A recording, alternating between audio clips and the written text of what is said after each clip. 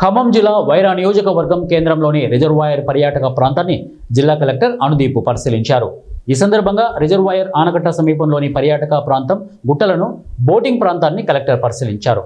ఈ సందర్భంగా పర్యాటక శాఖ అధికారులను వివరాలు అడిగి తెలుసుకున్నారు. అనంతరం ఆనకట్ట సమీపంలో ఖాళీగా ఉన్న ప్రభుత్వ భూమిని పరిశీలించారు.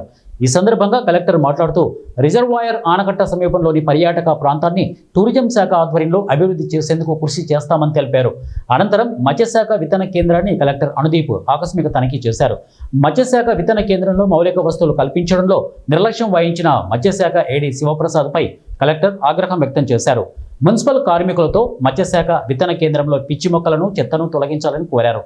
పరిసరాలను పరిశుభ్రంగా ఉంచాలని అధికారులను ఆదేశించారు.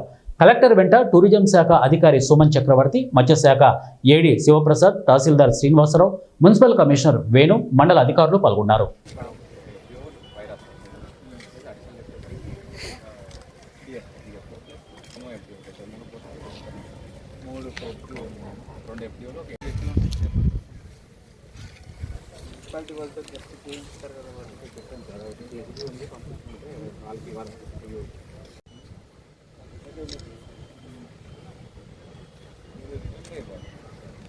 చూడండి ఇదంతా కలుపంతా వస్తే దీనికి ఏం బ్రీడింగ్ చేస్తారు అంటే దీనికి బ్రీడ్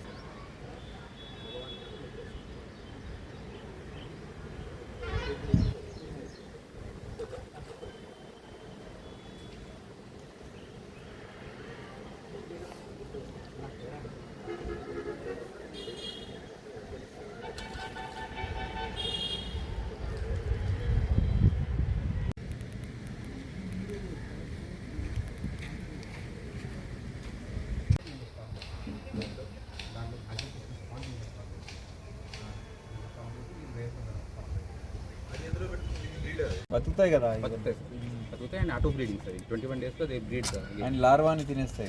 లార్వాన్ 21 డేస్లో దీని auto breed in that water sir. అందువల్ల మనకి పాపులేషన్ కొంచెం వేసినా కూడా ఆగట్లేదు సార్, వాటర్ ఆగట్లేదు. ఎక్కడ లీక్ అవుతున్నాయి? దీని నుంచి లీక్ అయిపోతుంది కిందనా? Bottom leak. 5 years ఉన్నప్పుడు మున్సిపల్ కమిషనర్ గారు